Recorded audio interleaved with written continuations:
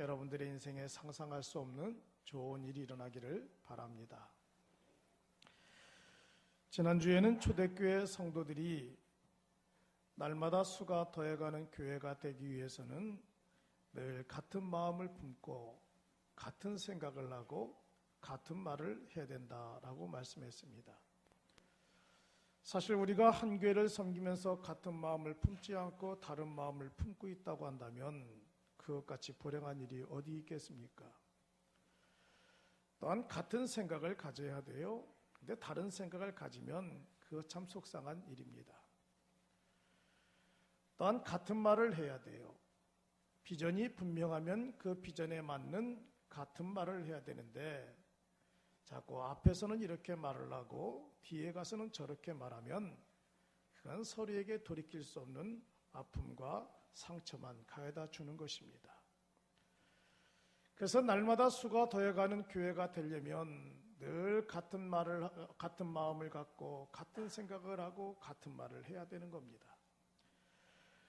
또 오늘 이 본문에서 또한 새롭게 날마다 수가 더해가는 교회가 되려면 새로운 모델을 제시해주고 있는데 오늘 46절에 보니까 성전에 모이기를 힘썼다라고 말씀했어요. 따라합시다. 성전에 모이기를 힘썼다. 성전에 모이기를 힘썼던 것이 초대교회 성도들의 모습이란 말입니다.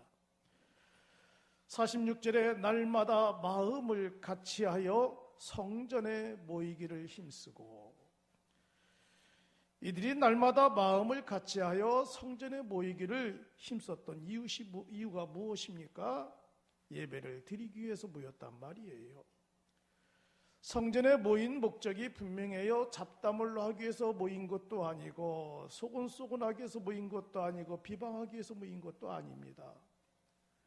성전에 모인 목적이 장사하기 위해서 모인 것도 아니고 사업하기 위해 모인 것도 아니라 오로지 하나예요. 예배를 드리기 위해서 모였다라는 거예요. 그래서 우리들도 이 거룩한 주일날, 이 추운 날 이곳에 다 모여들었어요. 지난 한 주간 우리 문화교회는 많은 교인들이 급격히 떨어지는 기온으로 인해서 감기 몸살로 고난을 받았던 성도들이 참 많이 있습니다. 그래서 새벽기도도 그렇고 수요일날도 그렇고 금요일날도 그렇고 예배가 텅텅 비었어요. 왜 그런가 하고 확인해 봤더니 다 몸져 드러져 있더라고요. 그래도 그러한 성도들이 오늘 이 거룩한 주일날 불편한 몸을 이끌고도 이 거룩한 주일날 주 앞에 나온 이유는 무엇입니까? 단 하나예요. 예배 드리기 위해서 모였단 말이에요. 그 목적이 분명하기 때문에 감사한 겁니다. 기쁜 거예요. 하나님 앞에 참 내 마음에 짜서 뿌듯한 겁니다. 초대교회 성도들은 이렇게 예배를 드리기를 좋아했고 예배에 목숨을 걸었어요. 한 1년 전에 제가 서유럽을 순방하는 가운데에 이태리에 있는 로마에 방문한 적이 있습니다. 로마에 갔더니 카타콤베라고 하는 지하 동굴이 있어요. 이 카타콤이 왜 생겼느냐? 로마 황제의 핍박을 피해서 그리스도인들이 이곳저곳 숨어 들어가다가 지하 동굴로 숨어 들어갔습니다. 그래서 이들이 지하 동굴에 들어가서 숨어서 거기에 살았던 것이 바로 카타콤이에요. 근데 이 초대교회 성도들이 로마 황제의 그 박해를 피해서 카타콤에 들어가서 한 일이 무엇인지 아십니까? 그들은 그곳에서 예배를 드렸어요. 그곳에 가보니까 무덤 사이에 조그만 동굴들이 있는데 어떤 이는 둘러놓아서 예배를 드렸고 어떤 이는 앉아서 드렸고 너무나 공간이 좁으니까 그들은 오로지 그곳에서 목숨을 걸고 하나님 앞에 예배를 드렸단 말이에요. 목숨은 잃을지언정 하나님 앞에 예배 드리는 것을 그들은 포기하지 않았어요. 초대교회 때 이렇게 목숨을 걸고 예배를 드렸더니 초대교회 역사가 일어나는데 그들은 가는 곳들마다 흩어진 것이 아니라 오히려 하나님의 보호하심 속에서 당당하게 떳떳하게 하나님을 기쁘게 하며 예배를 드리는 역사가 일어났단 말입니다. 성도 여러분, 오늘날 우리 현대 그리스도인들도 예배에 목숨을 걸어야 돼요. 예배라고 하는 것은 히브리어로 샤하이라고 하는 뜻인데 엎드린다, 절한다, 경배한다 라고 하는 뜻입니다. 그래서 예배는 드린다는 거예요. 예배를 보았다라고 하는 것이 아닙니다. 예배를 한다 하는 것이 아니라 내가 하나님 앞에 예배를 드리는 거예요. 그래서 우리는 예배에 출석하는 것이 아닙니다. 예배에 참석하는 것이 아닙니다. 이 주위의 영하의 15도의 날씨를 뚫고 하나님 앞에 나와서 하나님 앞에 예배를 드리는 거예요.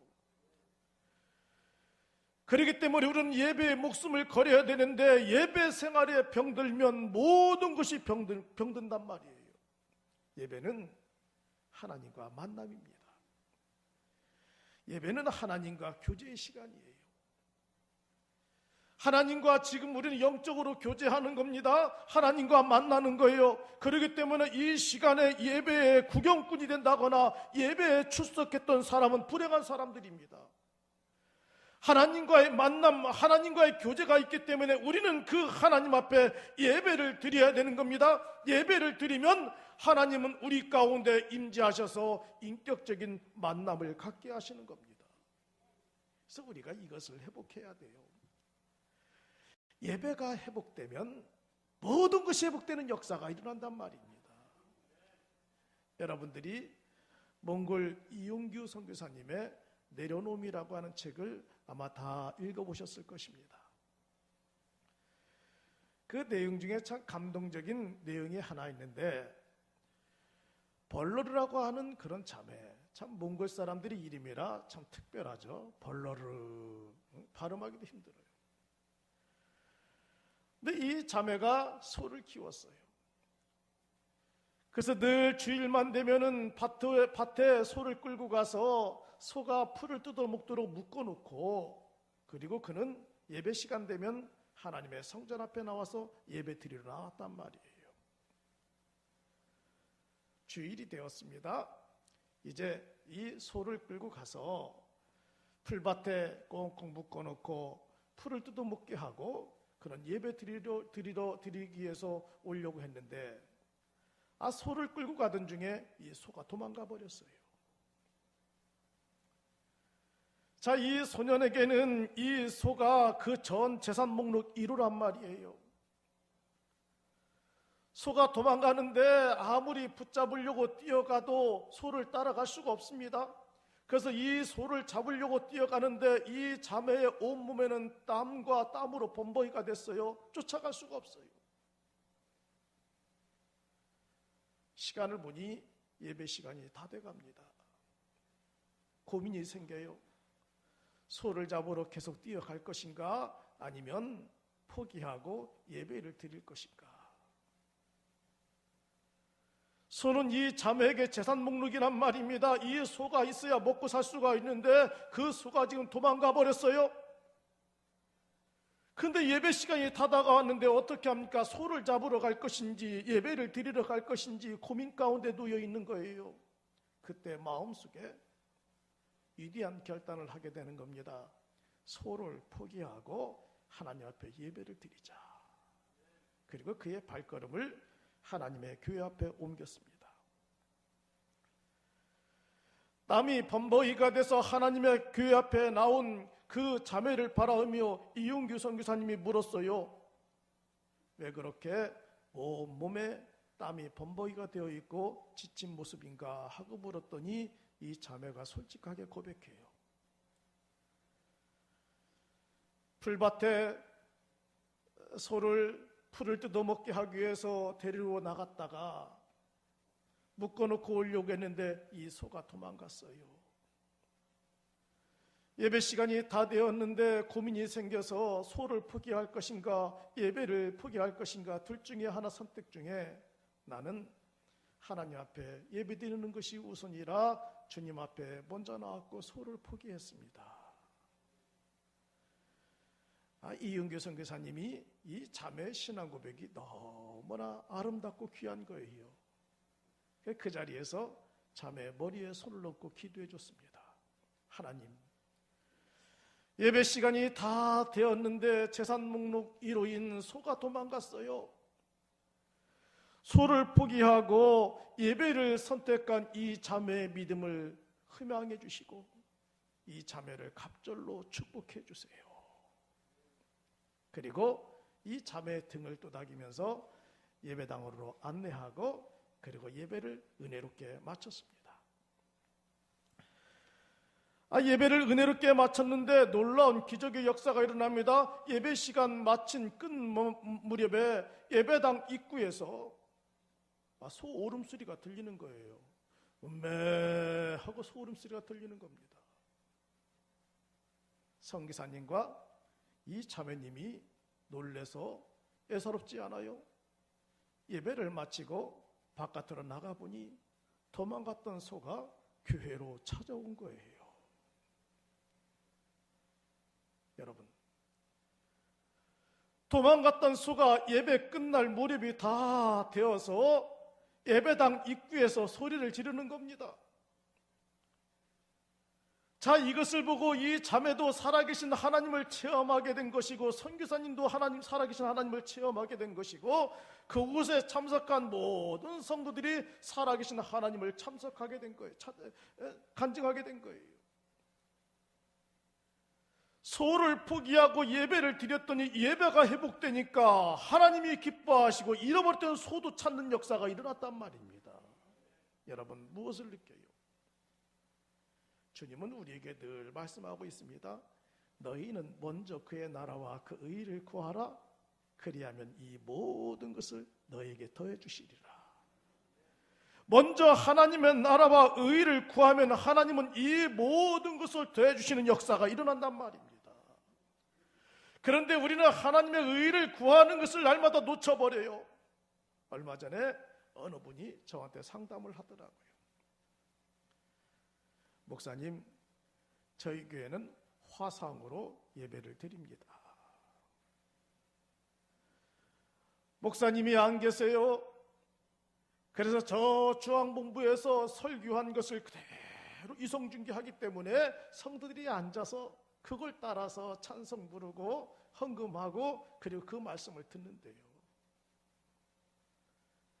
목사님 어떻게 생각하세요?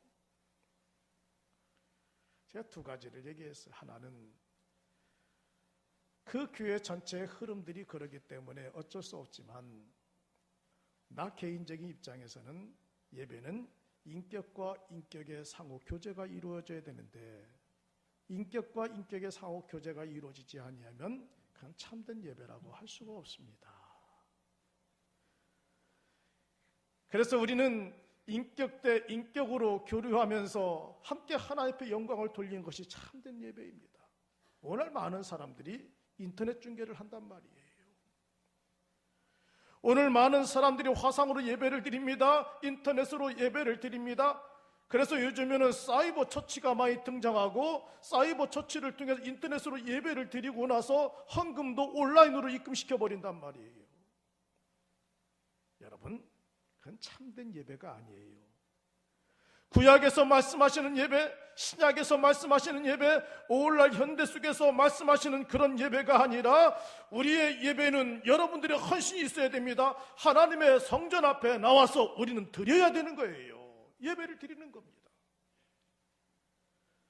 예배를 드리고 예배가 회복되면 하나님이 그 영혼에게 갑절의 은혜를 더해주시는 역사가 일어나는 거예요. 오래전에 구역장으로 섬기셨던 44살의 젊은 여집사님이 계십니다.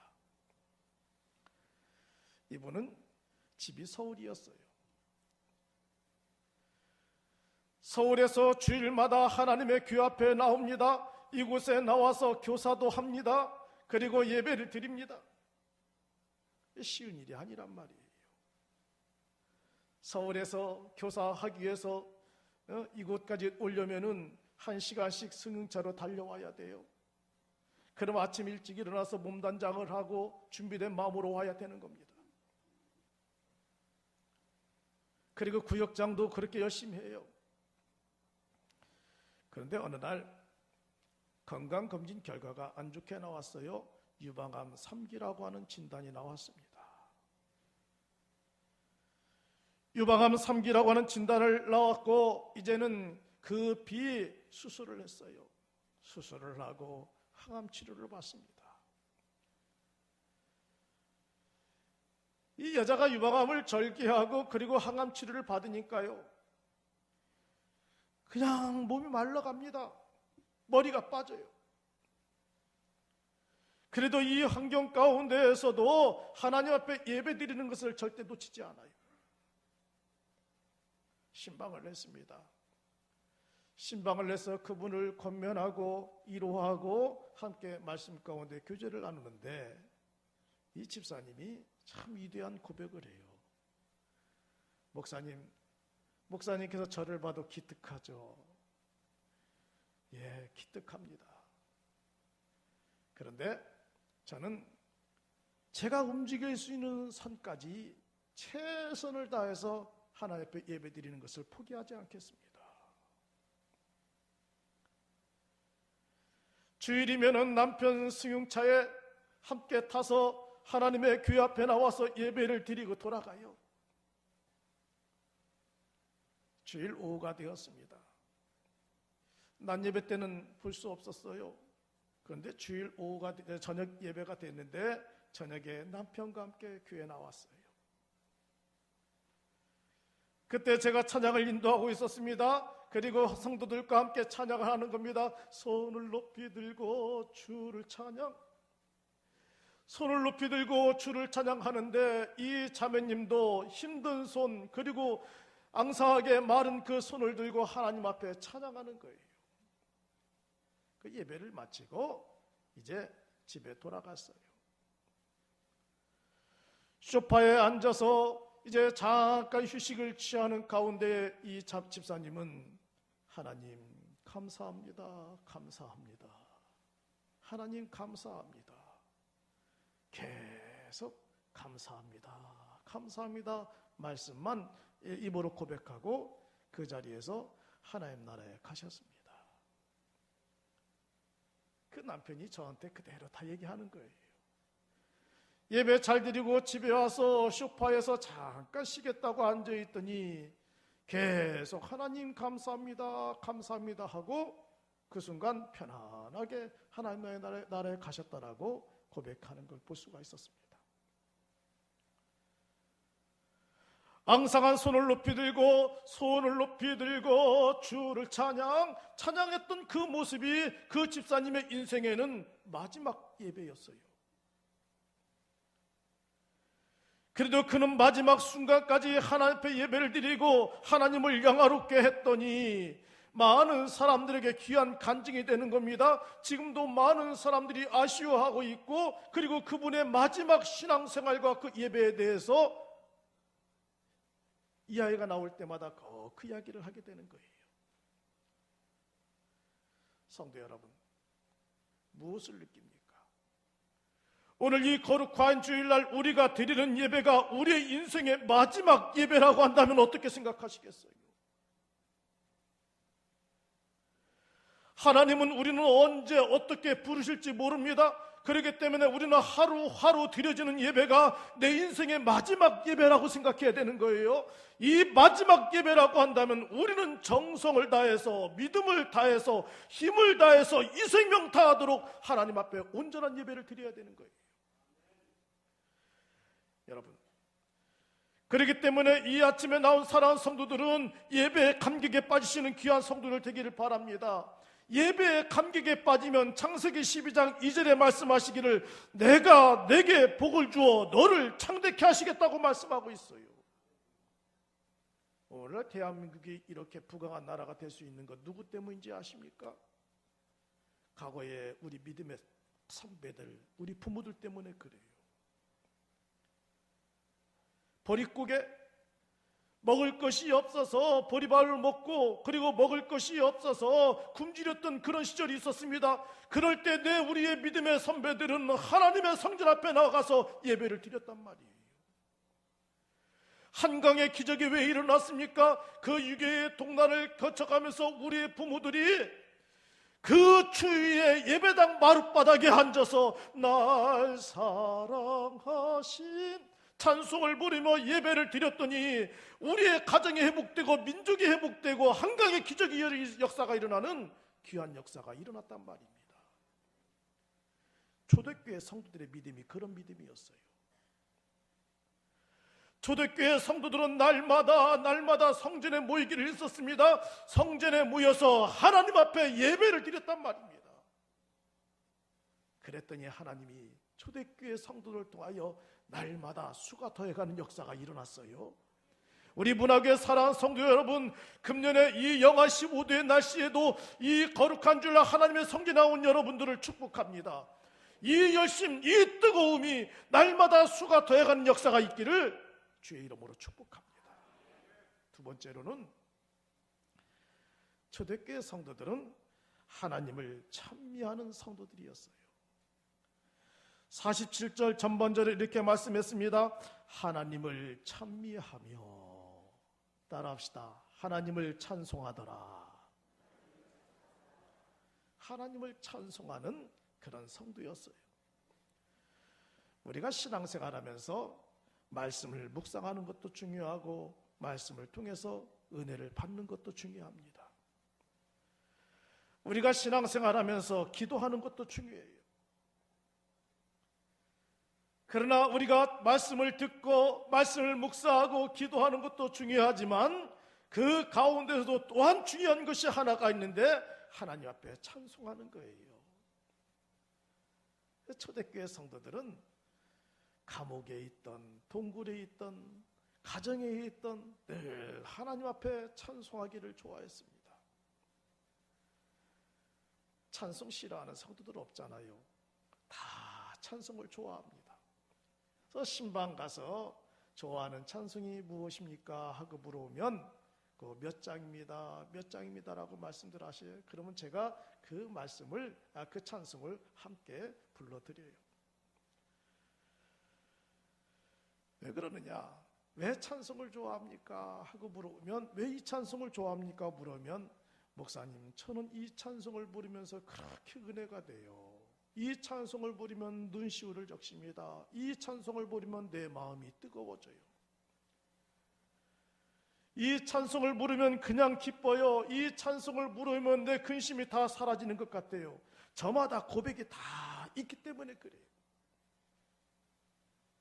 그 찬송을 부르다가 기적을 경험했고, 그 찬송을 부르다가 하나님을 만났고, 그 찬송을 부르다가 성령 충만함을 경험했기 때문에 우리는 찬송을 좋아하는 거예요.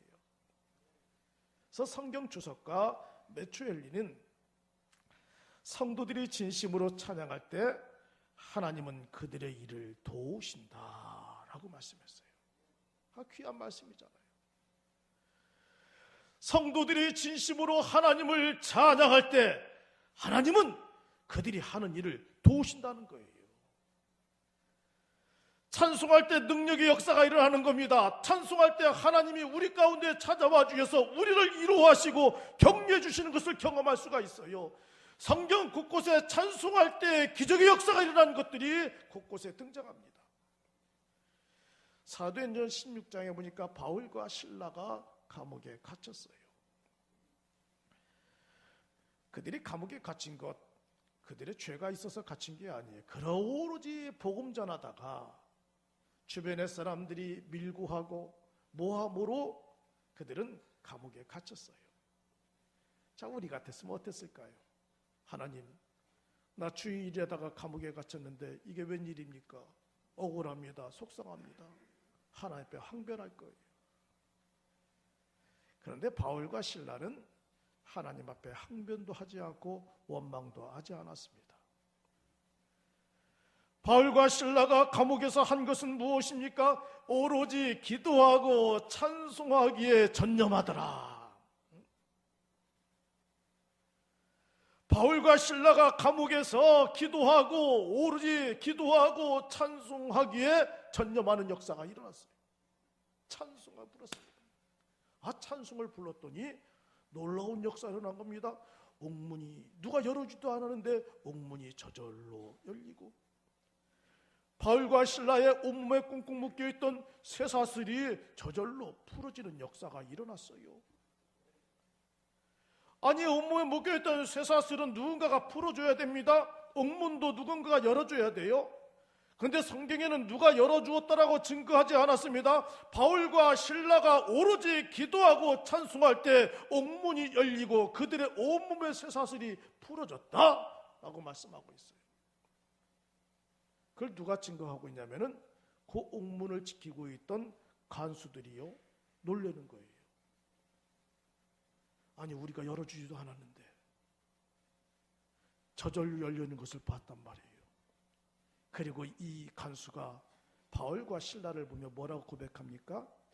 당신들이야말로 참된 하나님의 사람들입니다.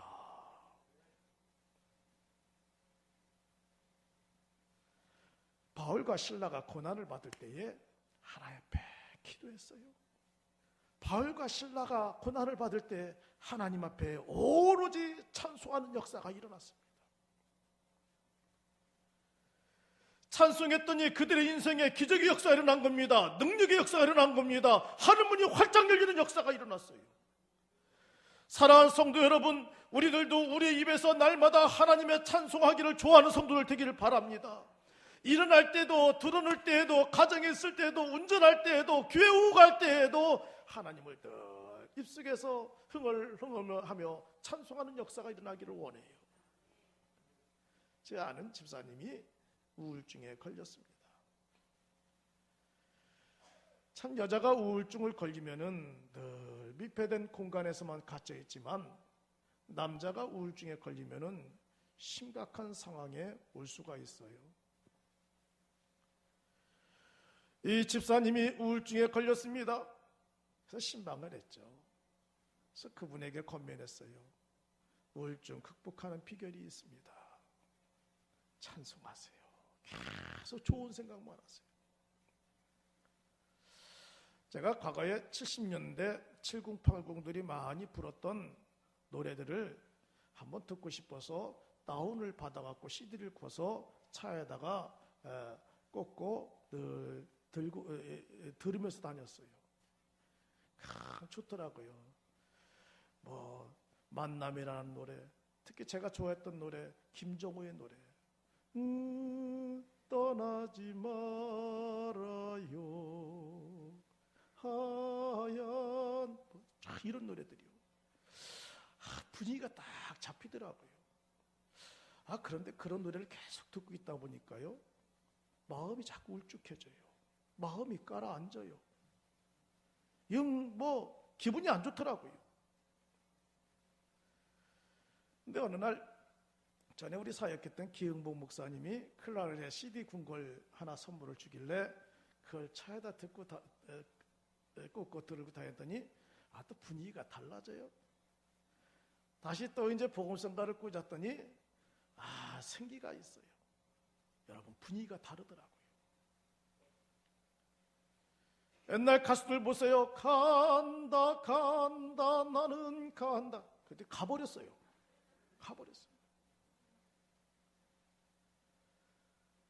쓸쓸하고 외로운 노래를 불렀던 가수들은 다 단명했어요. 그런데 의학적인 통계가 나왔습니다. 믿지 않는 사람들과 믿는 사람들의 생존 수명을 통계를 매겼더니 믿음의 사람들이 수명이 길어요. 왜 그런가? 그랬더니 믿음의 사람들은 늘 긍정의 생각을 하고 행복하게 살고, 또 그들은 흥이 있다라는 거예요. 흥이 있다는 건 뭐예요? 충만하다라는 거죠. 찬송을 부르니까 흥이 있는 겁니다. 찬송을 부르니까 성령 충만한 거예요. 기쁨이 있어요. 그래서 제가 집사님이 권면했죠. 집사님, 찬송을 부르세요. 찬송을 부르세요. 우울한 생각하지 말고, 패배적인 생각하지 말고 좋은 생각 많이 하고 찬송을 부르세요. 그래서 과거에 이 집사님이 좋아했던 찬송가 434장 나의 갈 길 다가도록, 이 찬송이었어요. 그런데 어느 날부터 집사님 입가에서 이 찬송이 흥얼거리기 시작했어요. 반석에서 생수가 나게 하시네. 어려운 일 당할 때도 반석에서 생수가 나게 하시네. 계속 찬송을 부르기 시작하는 겁니다. 찬송을 부르기 시작하더니 전에는 내가 이렇게 살 필요가 뭐 있겠나, 이렇게 살다가 죽으면 그만이지 하던 집사님이 찬송을 부르더니 이젠 의사를 만나기 시작하고 약물도 복용하기 시작했어요. 조금씩 소량으로 복용하기 시작하고 좋은 생각, 기쁜 생각을 많이 하게 되더니 우울증에서 극복하는 역사가 일어났어요. 여러분, 찬송을 부리면 나만 사는 것이 아닙니다. 민족도 사는 겁니다. 찬송을 부리면 우리의 가정도 살고, 찬송을 부리면 우리의 교회도 사는 역사가 일어나는 거예요. 그렇기 때문에 절망의 늪 가운데 살아가는 성도들이 있습니까? 하나님을 찬송하는 성도들이 되시기를 바랍니다. 육체의 질고로 고통당할 때에 우리는 자꾸 불안한 생각을 하지만 찬송을 부르세요. 찬송을 부르면 놀라운 일이 생긴단 말이에요. 주일학교들이 그러잖아요. 찬송을 부르세요. 찬송을 부르세요. 놀라운 일이 생깁니다. 찬송을 부르세요. 얼마나 좋은 찬양이에요. 우리는 어릴 때부터 주일학교 아이들에게도 이걸 가르쳤고 우리는 불렀단 말입니다. 찬송을 부르면 놀라운 일이 생긴다고 했는데, 초대교회 성도들은 날마다 성전에 모여서 찬송하더니 그들의 인생에 놀라운 일이 생겼습니다. 두려움이 사라졌어요. 죽음이 사라졌어요. 부흥하는 역사가 일어났단 말입니다. 찬송이 내 입에서 끊긴 성도들은요, 불안해요. 걱정이 많아요. 근심이 많아요. 저는 그것을 보고 있죠. 야, 저분의 입에서는 찬송이 끊겼고 기도가 끊겼구나. 그러나 저분의 입에서 찬송의 소리가 흥얼거리는 성도를 보면은 늘 행복해요. 감사해요. 뭔가 잘 되는 것이 보여요. 찬송을 부르세요. 찬송을 부르세요. 놀라운 일이 생깁니다. 찬송을 부르세요. 성도 여러분, 초대교회처럼 늘 찬송하는 성도들 되길 바랍니다. 이 찬송이 나를 변화시킨단 말이에요. 이 찬송이 우리를 기적으로 만들고, 이 찬송이 우리 교회를 새롭게 만들고, 이 찬송이 우리의 가정을 흥인하게 만든단 말이에요. 찬송을 부르는 자들을 하나님이 기뻐하십니다. 찬송이 충만한 교회, 하나님은 날마다 수가 되어가는 역사가 일어나게 하십니다. 이 은혜가 함께 하기를 주의 이름으로 축복합니다.